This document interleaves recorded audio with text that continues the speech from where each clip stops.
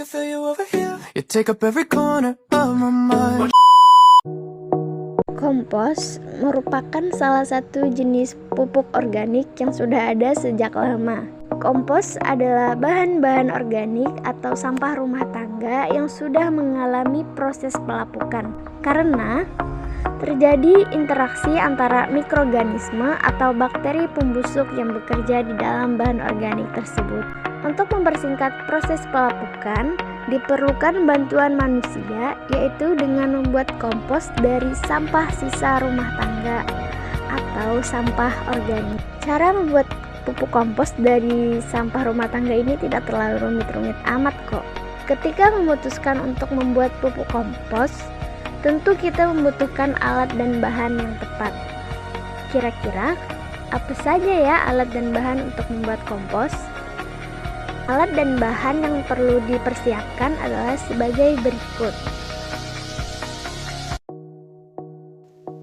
Lalu bagaimana cara pembuatan kompos? Berikut langkah membuat pupuk kompos. Yuk kita ikuti segera cara membuat pupuk kompos berikut ini.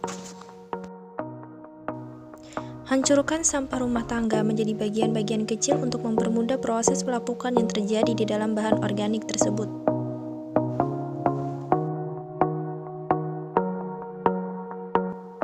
Campurkan air cairan EM4 dan air bekas cucian beras serta gula secukupnya ke dalam wadah.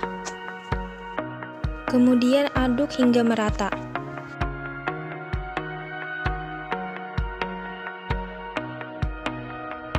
Kemudian siram sampah organik, tanah dan arang sekam dengan air yang telah bercampur EM4.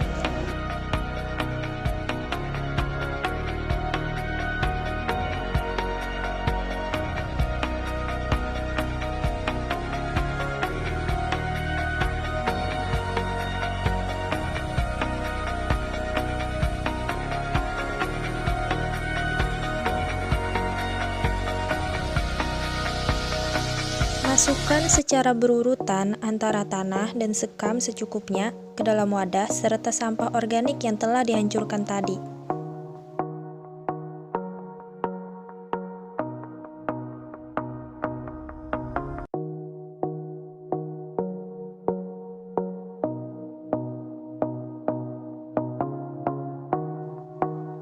Pastikan ketebalan sampah setara dengan ketebalan tanah.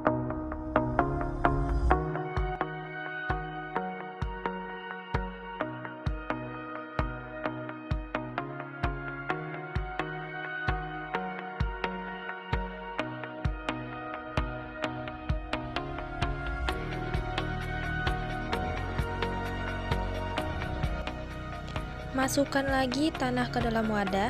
Kali ini tanah berperan sebagai penutup sampah.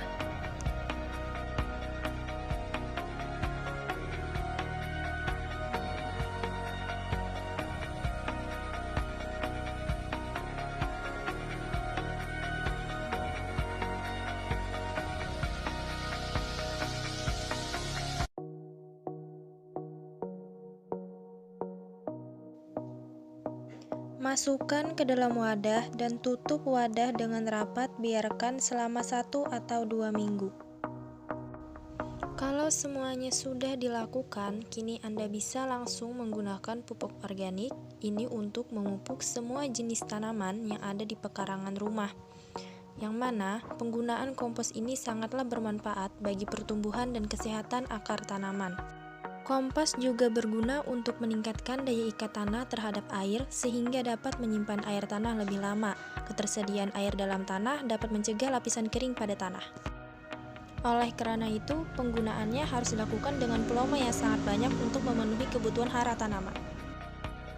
Keuntungan yang diberikan kompos tidak hanya untuk saat ini, tetapi untuk jangka panjang hingga berpuluh-puluh tahun kemudian, dan harga pupuk kompos pun relatif murah. Segera manfaatkan sampah organik yang ada agar dapat digunakan sebagai kompos yang sangat berguna bagi budidaya tanaman. Sekian penjelasan mengenai kompos, selamat mencoba.